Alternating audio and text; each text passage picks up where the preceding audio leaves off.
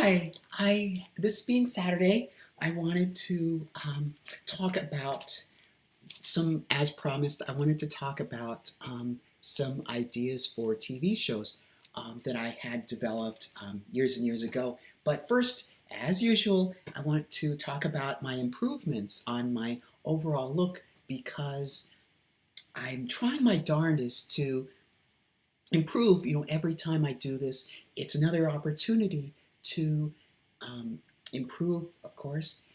And um, this past week, I went back to a wonderful, wonderful cross-dresser, female impersonator named um, Michael Andrews, and who unfortunately, sadly, passed away in um, lost a nail.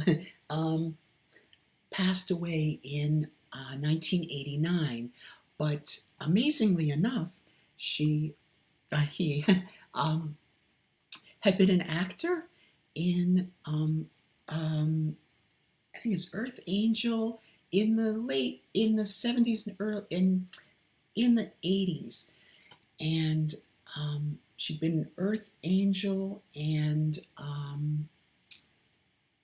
a number of other movies. I don't want to try and figure them right now, but to be able to put on a look like that is amazing, amazing. And as I've said in prior videos, this is my ultimate goal, to be able to look as presentable as I can, as presentable as they are. So this outfit I'm wearing now, I bought somewhat recently, but I haven't had a chance to wear it yet. So I'm trying my best to look as good as the impersonators on that I've been watching that inspired me. I also looked at some pageants.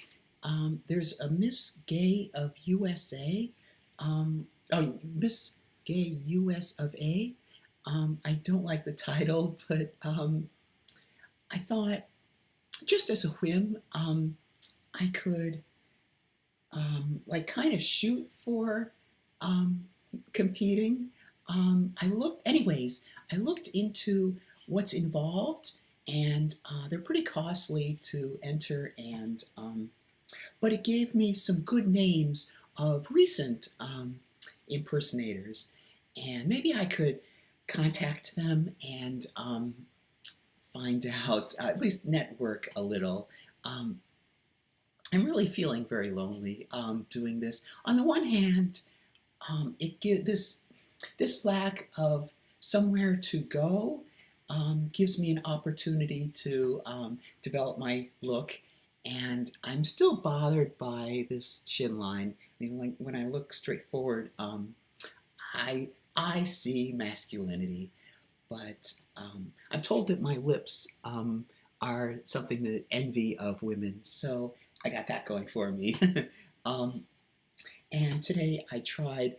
I've got to reattach a nail, and but I tried, instead of using nail polish, this time I tried to glam it up and try fingernails, because artificial nails, because a lot of women use them, and a lot of people who enter pageants and so forth like to dress up.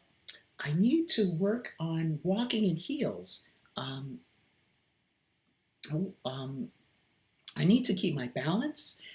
My left foot is still awkward after the stroke, but I need to work on it. I need to keep working on it.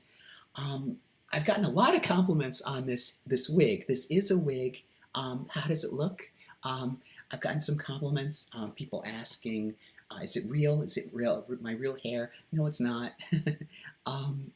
And I worked on my blush. Hopefully, it's coming through. I can see it as I'm recording this. And I worked on my eyebrows, eyeliner a bit more. And I hope this isn't too much. I had to boost up the light in order to catch in order to make my face look better. Um, I'm still drinking this.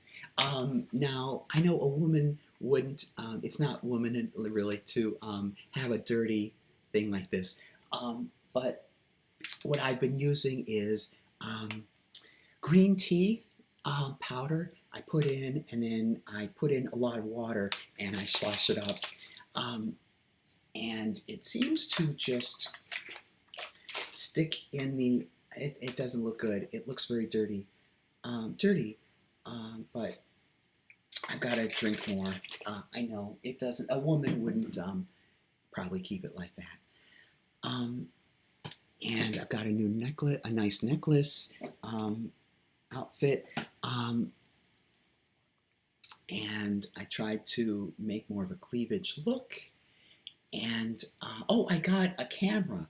I got a camera system. It's something to attach my iPhone to my car. So I didn't plan on it, but I'm thinking maybe I could take a walk in the park. Do I look good enough to walk in the park? Anyway, all right. So that having been said, one other thing. Oh, an improvement on my lipstick. All right, so I started contouring based on somebody from Ulta, what she had recommended, but somebody else and Clinique. Now they're not speaking for their respective stores, but she said that I have good lips as they are, and that I shouldn't screw them up. I don't need to contour. So I went back to normal lip lining, like along here, if you can see. Can't really see in here, but down. It's really hard to do this in front of a camera when you're looking at a reverse image, but lip liner along the bottom lip and along the top lip, and then a lighter bit, and then some. Fortunately, I do have some gloss. I just finished my second week at my new job, yay! And unfortunately, it'll take another week for my first paycheck to come in, and I'm not signed up for direct deposit. Everyone for their first check gets them mailed out. So I'm kind of running neck and neck when it comes to my rent and these bills that I have that are coming up. So my first check should be coming on Friday, and the first thing I'll do is write another check to the apartment for the rent, and then I will still need, even though I'm getting these checks from working, I'll still need to build up some amount, because right now my funds are really dark. You don't want to hear that. You want to hear this. So anyway, so yeah, I was thinking of going to the park. I'm sorry, my mind is all fluttered. I was thinking of going to the park and taking that mount for the iPhone with me and taking a walk. Okay, so these are my the names of some stories, some TV shows that I had thought of doing. These are my earrings. They have a little pretty star right there. And I thought about talking a little bit about them. I don't know how long. I don't want to make this a long video. So they are Robot War. It's really inspired by my interest in Transformers. And it's basically how I would do a Transformers-like story.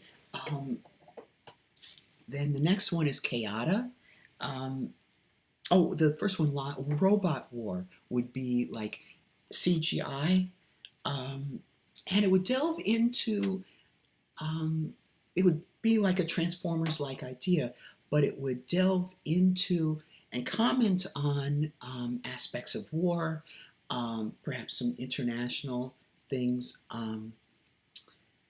the why we go to war, the effects of war on people. Because I would read these Transformers paragraphs, the text, you might know, the text specs that describe characters' personalities and their abilities. And um, I thought there was great potential, both like in terms of war and in terms of um, science fiction concepts. And I don't have the rights to Transformers, but I can create a Transformers like um, TV series. Okay, so the next one is Kayata. Um, it's based on a spec script I wrote for Spin City. I wasn't on the staff, unfortunately. I was trying to be. I was trying to write at least something. See, I was interested when I wrote it. I was interested. I was in college, and I was interested in politics. And I would look through the TV shows that were on at the time, and there was a show called Spin City. It was a sitcom, and I don't remember if it had premiered yet. I think it did, but I wanted to write a parody of the Watergate scandal, and so I wrote a two. I hadn't seen the show before. I was going by they would have online. They had a website, or they had different websites describing the characters, and so I got some sense of it. So that enabled me to focus more on my story. So the script is called "What a Tangled Web," parts 1 and 2, because I couldn't quite squeeze it into one episode. So I don't remember what I did with that. Did I mail? I think I might have mailed it in. I probably mailed it in. In any case, they nothing came of it. But based on that, I got that back. Oh, I just remembered another one that I'd forgotten to list here. I know there were about 22, and I could come up with only about 12, excuse me, 12. Um, so I eventually changed it to, let's see, I'd watched Night Court, and I enjoyed Night Court and WKRP, and a lot of the workplace comedies. I grew up with Alice was another one, took place in a diner, and so I'd enjoyed these. I would have liked Barney Miller. I enjoy Barney Miller now, but I would have enjoyed it then too. Um, I enjoyed these workplace comedies, and so I also enjoyed politics.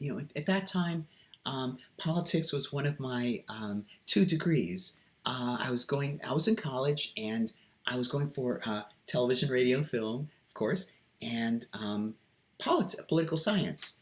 And so I, um, I created these new characters. I would take place. I at the time I wrote this Kayata. I envisioned a state, a state like we have 50 states, like a 51st state called Kayata, and of course it'd be a sitcom with a name like Kayata.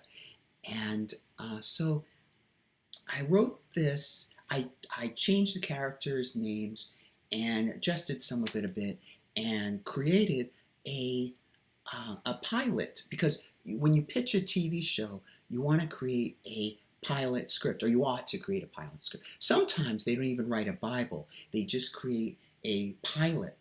The person wanting to pitch his or her wanting to pitch her story creates a pilot script, and so I adapted that, and I thought further about the characters.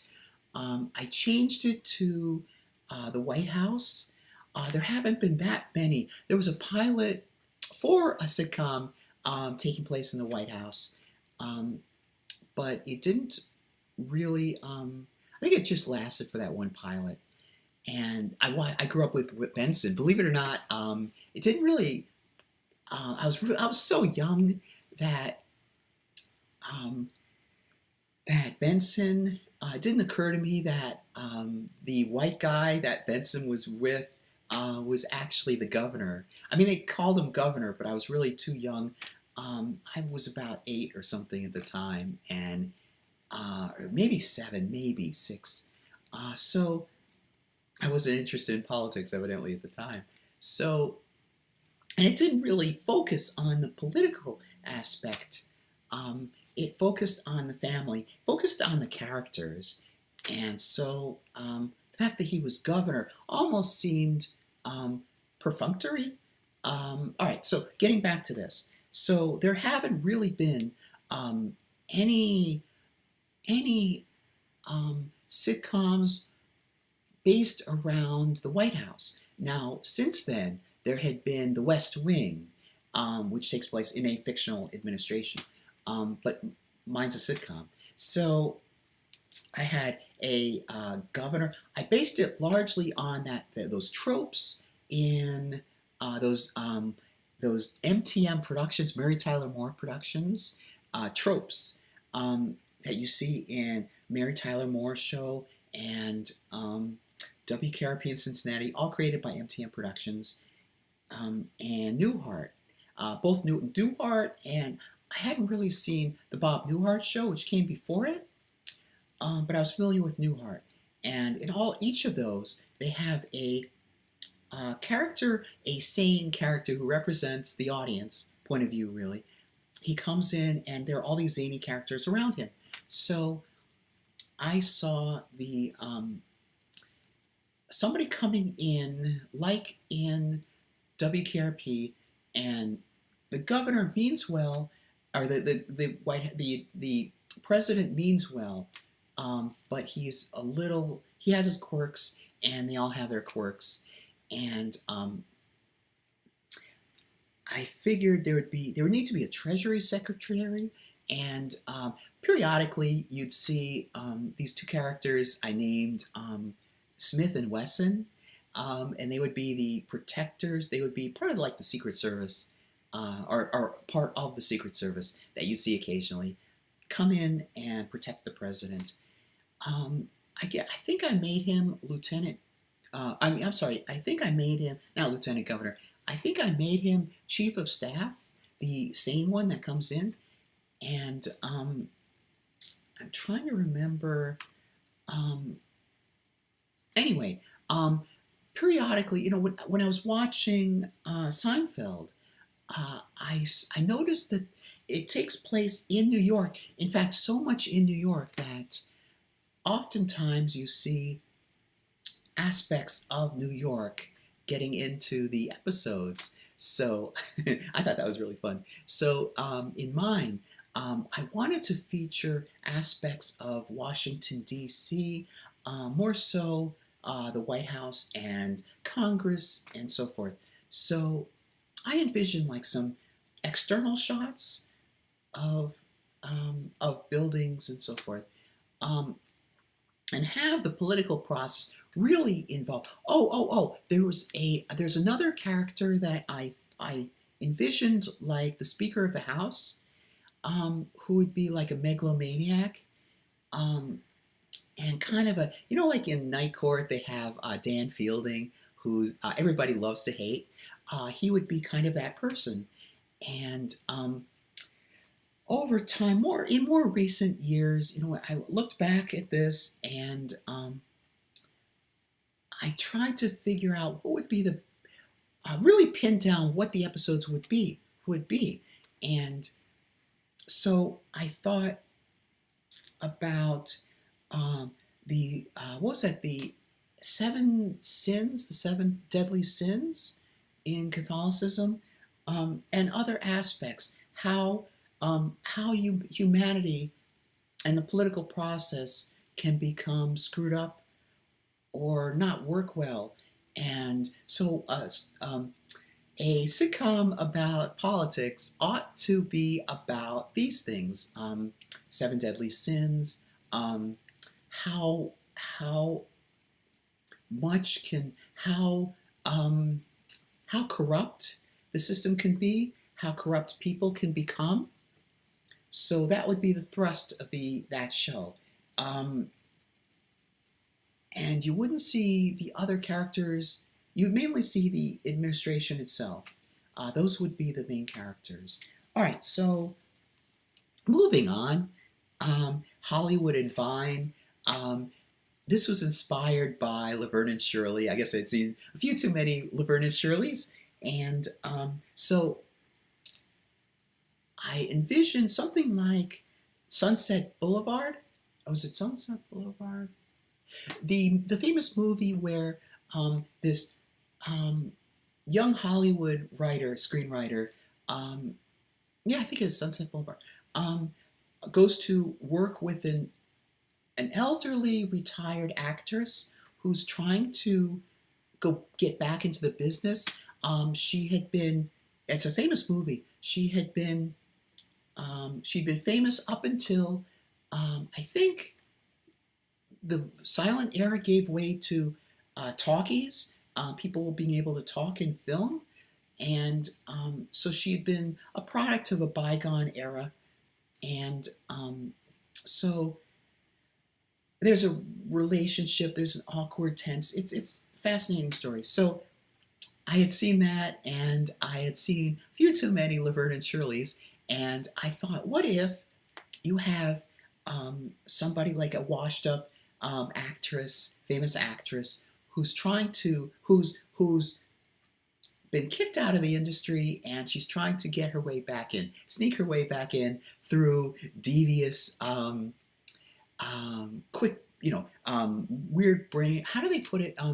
Weird get rich quick schemes, or weird, get rich quick schemes.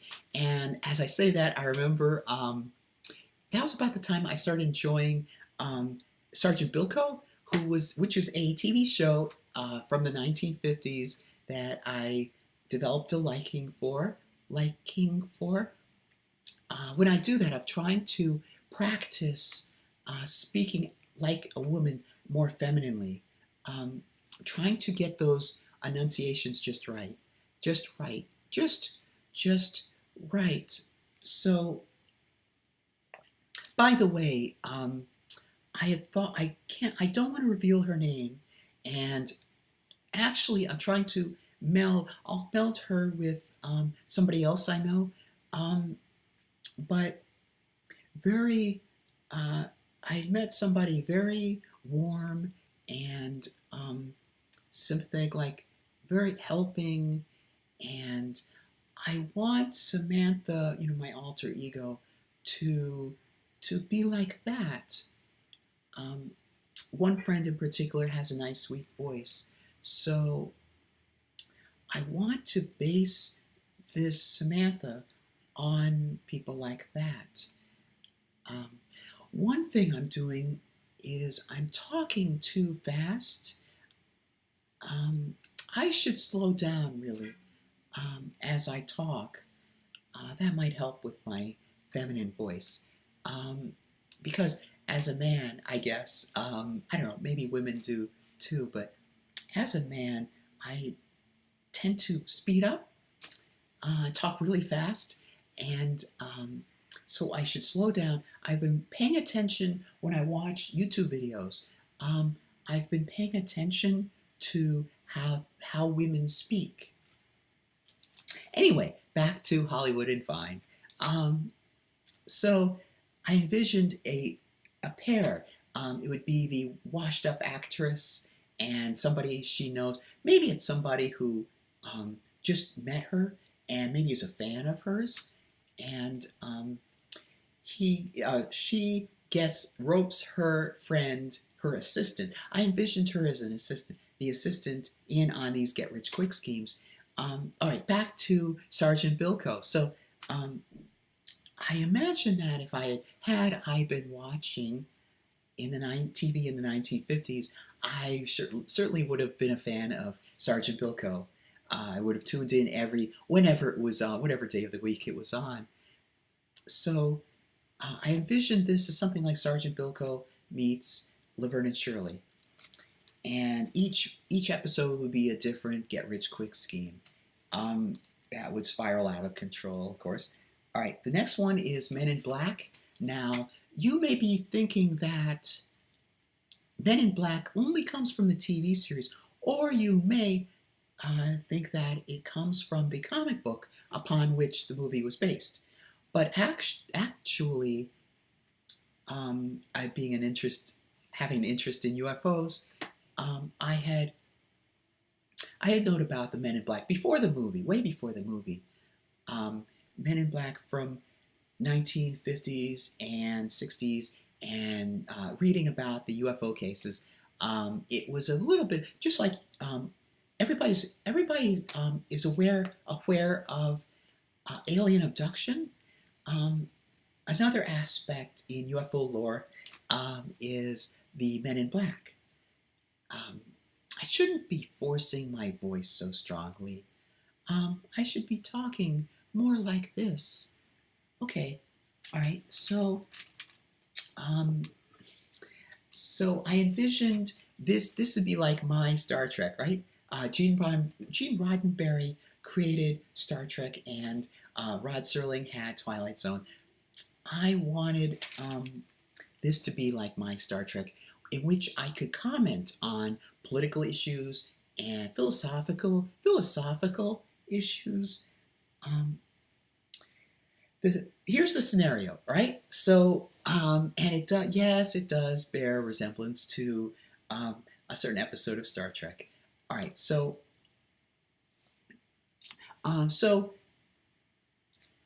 in present day, um, there are there's an alien civilization that has kind of like we have in the United States, we have like a United Nations, and we have other nations that some we're friendly with, some we have contentious relationships with, some we have friendly relationships, some we're at war with. So in space, you have this planet, and it has certain political affiliations, political relationships with various other planets.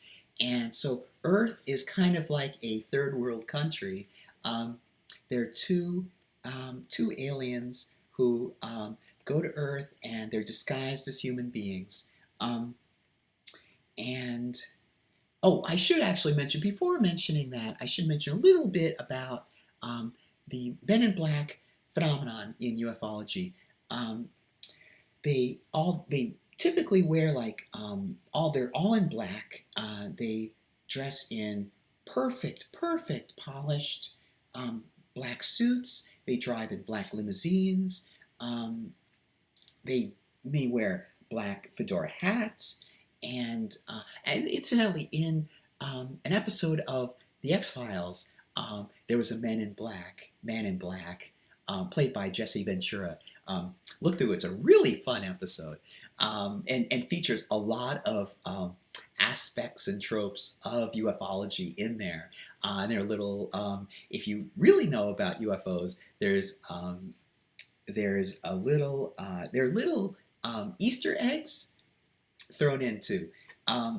It takes place in Class County, and Philip Class was a noted skeptic of UFOs that debates UFOologists and so forth. So in real life,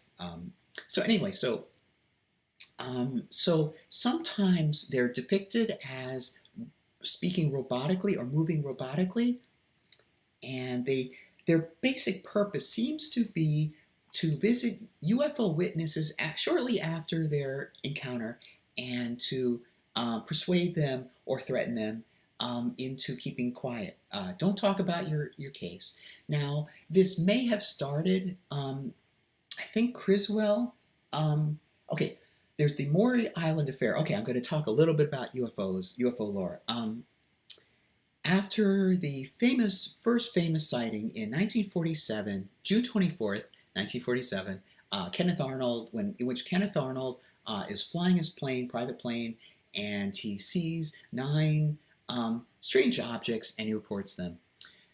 Within like days of that, there is the Maury Island affair. Now, there are some fishermen in a fishing boat, and they report that they had seen a craft overhead, and the craft seems to be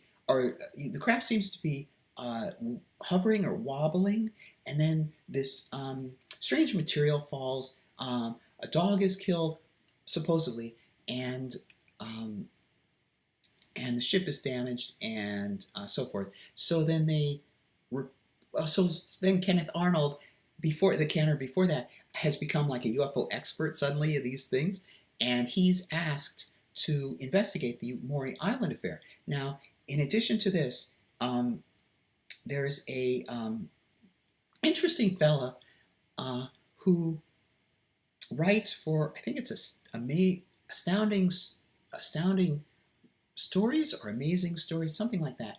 Um, a magazine that prints stories and sometimes claim to be real stories.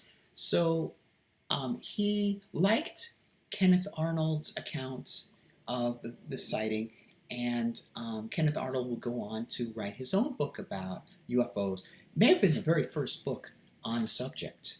So um, the magazine editor finds out about the Maury Island affair, and I think he's the one that tasks um, Kenneth Arnold to go and investigate. So um, I don't remember who. This is where there are mysterious men who go investigate the case and kind of caution them not to speak any further. And then later on, there's somebody who talks about makes wild claims and claims that these men in black visited him and threatened him not to speak. It's kind of like a fisherman who claims to say, "Oh, you should have seen the large fish I caught, but unfortunately I can't talk about it, or I lost the fish." Same thing here. So Men in Black, the lore developed, and so that's the way they are. So going back to my idea, I thought, well, you'd have this planetary civilization, and these two Men in Black agents who are our principal characters. Oh, I also was inspired by, even though I haven't really seen the show very much, I knew about it. I Spy with Bill Cosby and I think it was Robert Culp, um, and shows like that. Not necessarily Mission Impossible, because that was a group of them, but duos, like famous duos. I envisioned it something like that. You'd have these two aliens um,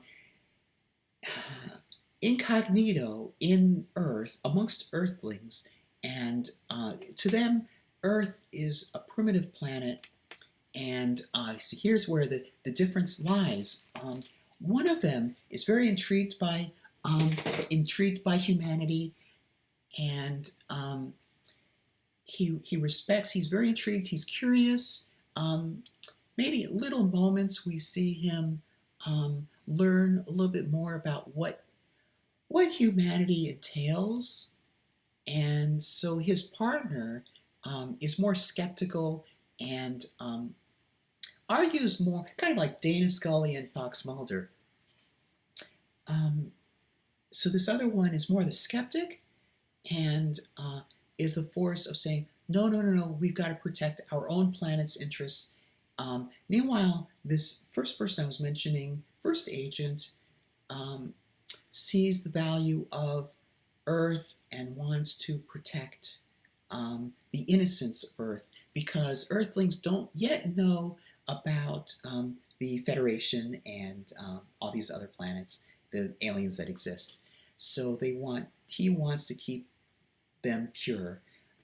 So in the midst of that, yes, it is. It is reminiscent of the Star Trek episode Assignment Earth. So you have other aliens from other planets, other worlds coming to Earth and creating some kind of threat, and a wonderful opportunity to create like parallel parallel episodes, episodes that parallel famous conflicts in her Earth history, like a Cuban Missile Crisis or the Cold War. Now, the Cold War would be a big deal in this.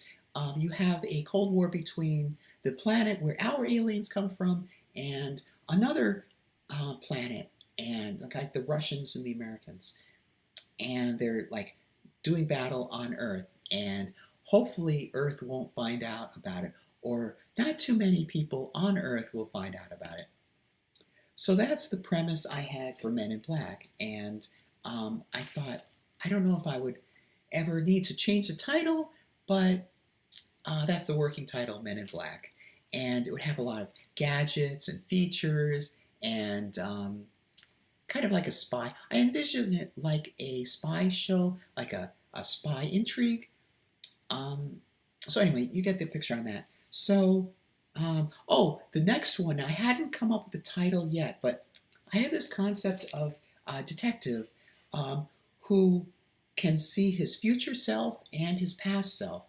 And it's a detective show, so comes across a mystery, and I envision something like Columbo and Magnum PI, that kind of detective show.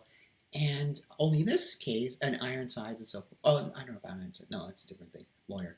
But anyway, he can be able to speak to his future self, and there's a personal drama. There's like a character arc, where he sees where his life has gone by talking with his future self, and he's able to reflect. He's able to reflect when he talks with his past self. So in the midst of that, they also give him clues. Nobody knows the entire story, but from shifting, like talking with his future self and his past self, he's able to help put the mystery of the week together and solve the mystery. So, all right, and I don't envision any other characters in that other than himself.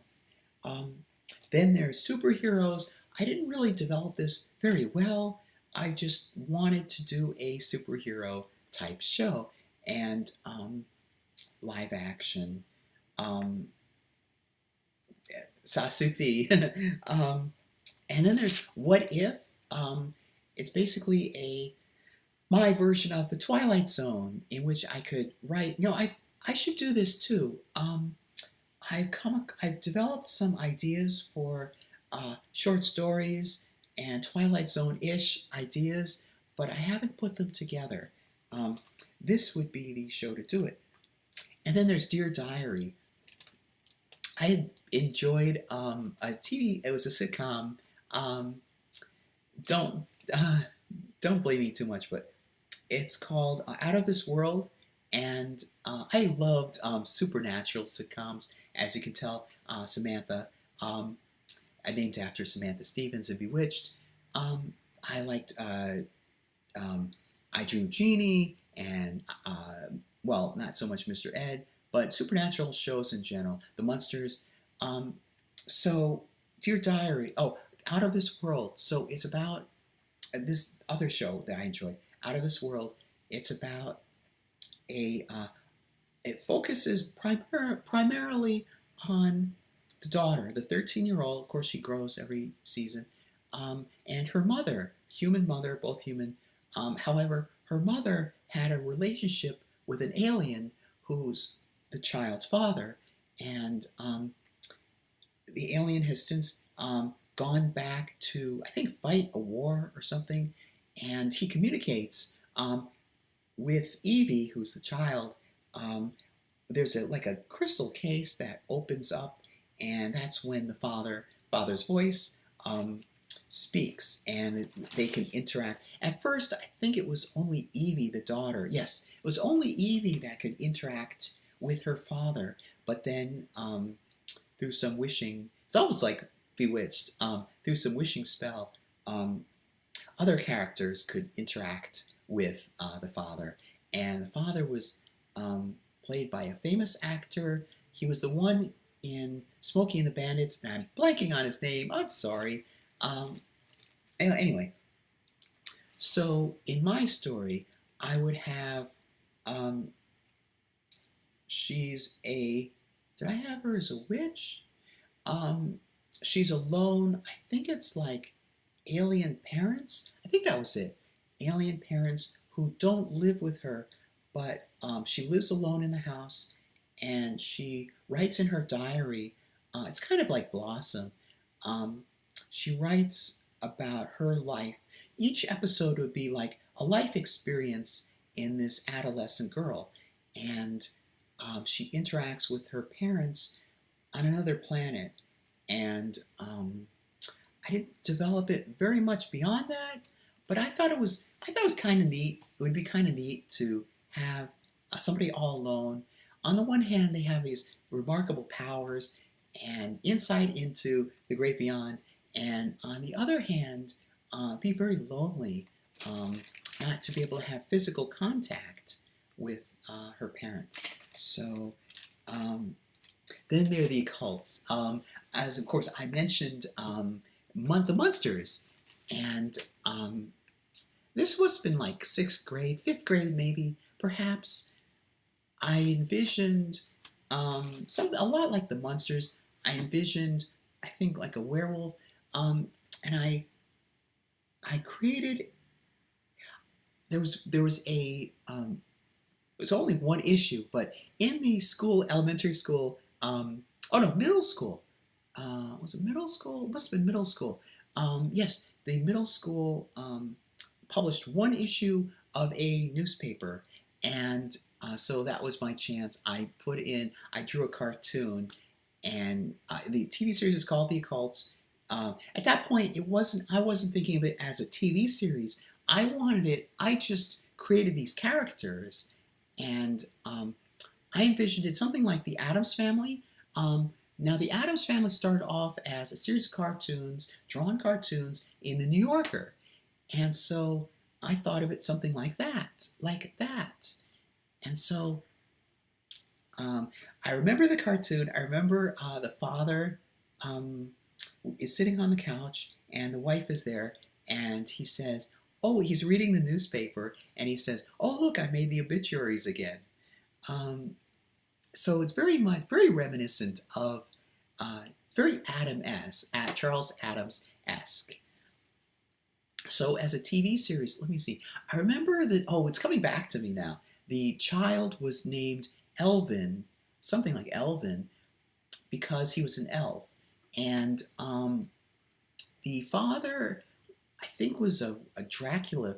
I remember being a Dracula figure, who was also, there's similarities between Dracula. If you go back to actual lore, which I had, there's the lore about a vampire and a werewolf. Were very similar. They could take, sometimes a vampire is said to take on the form of a snake. And see, it's very similar. So rather than have two separate characters, I decided to just have the father be a werewolf / vampire figure. And of course, I'm sure the mother was a witch character, and I remember having a ghost character in there somewhere. I don't remember what he looks like. Ha ha ha. So it would be basically like a Munsters-esque idea. The Occults. Now there's another one. I named 4 characters, no exit, and I'm trying to read what this says. In new scenarios. Oh, in new scenarios, yes. All right, so you have 4 characters. By the way, the title is based on some other titles in other things, other literature. But anyway, you have 4 characters who are the same characters, but they take on different personae in each episode. Like this episode, kind of like the A-Team or Charlie's Angels, sort of. um, wherein they are thrown into a situation. It's really Twilight Zone-esque, where the sky's the limit, right, on imagination, where they could find themselves.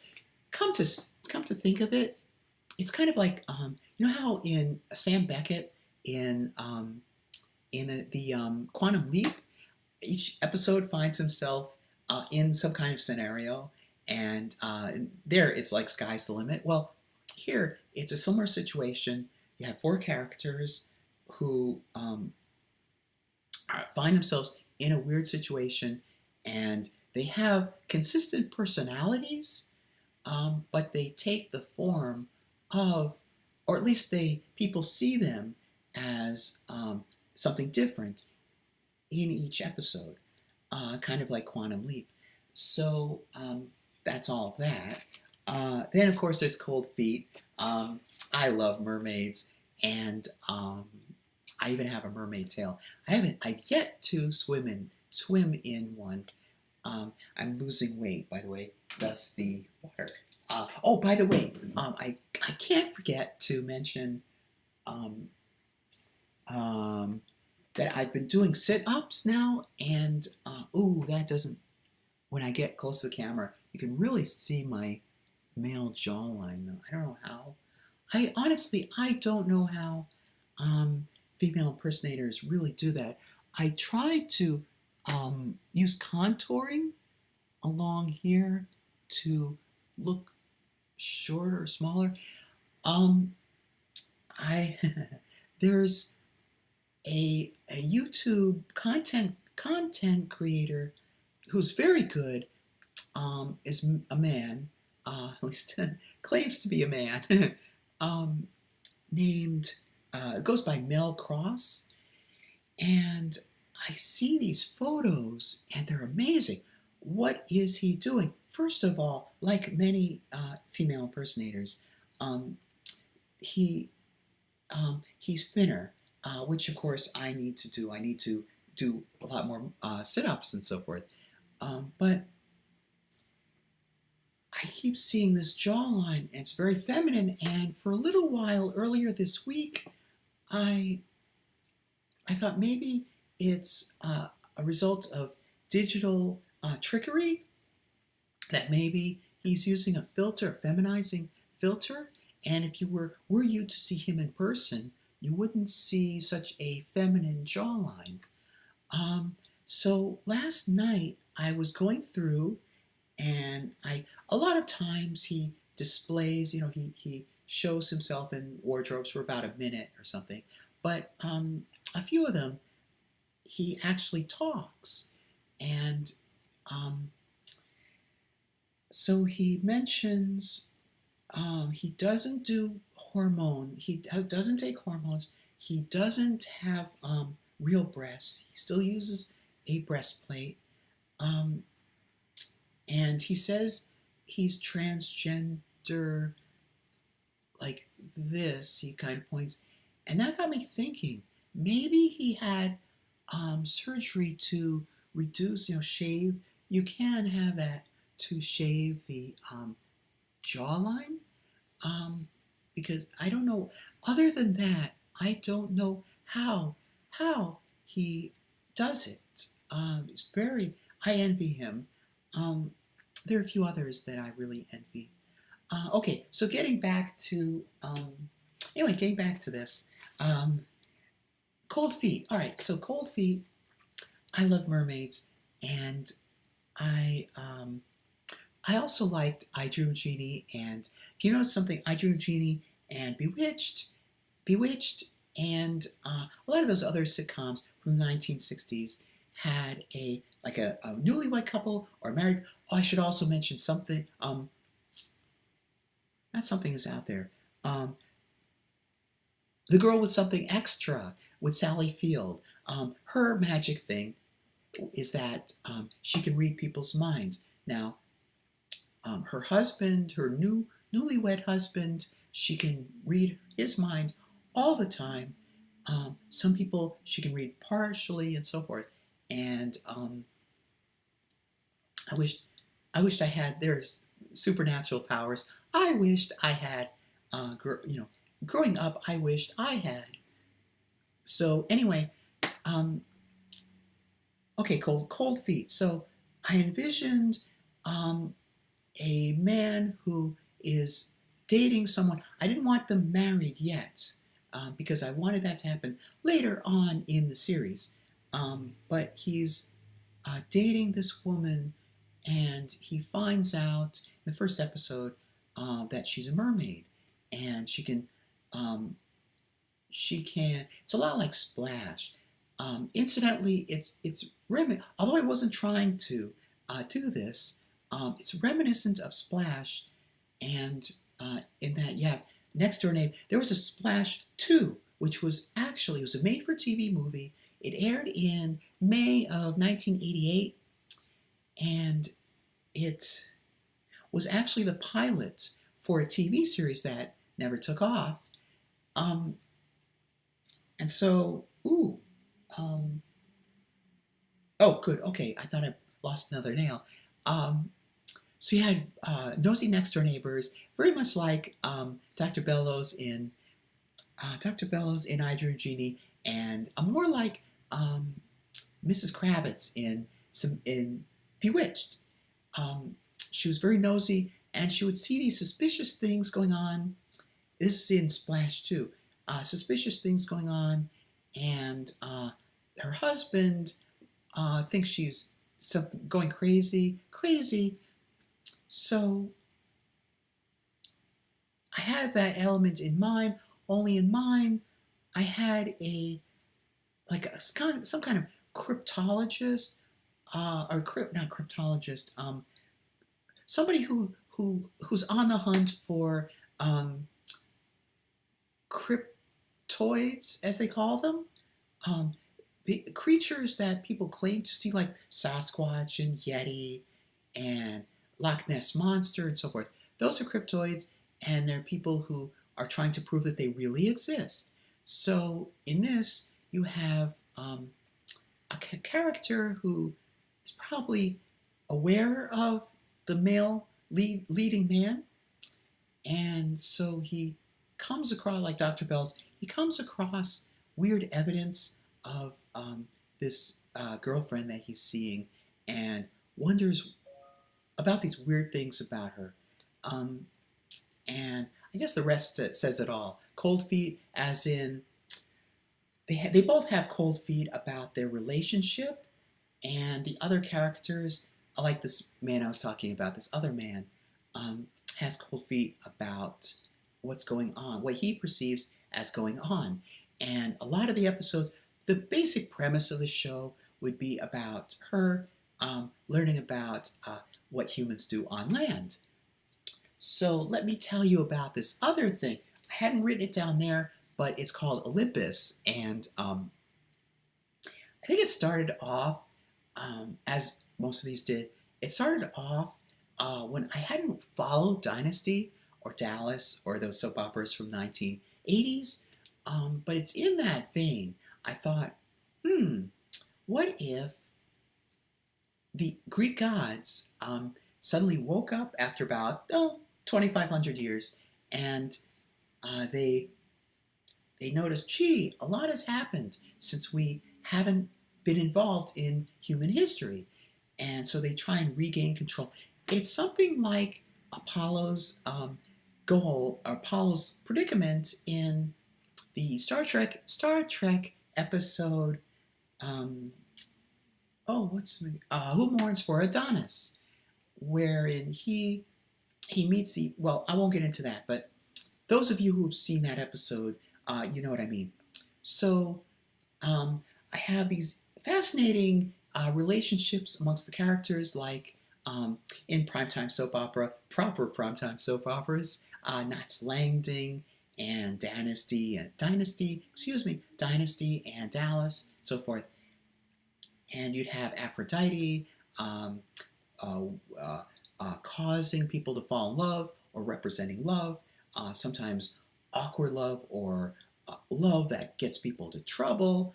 You have Zeus, you have Athena, and I also imagined a human main character who discovers along the way that he's a demigod and that his lineage, past lineage, involves these Greek gods.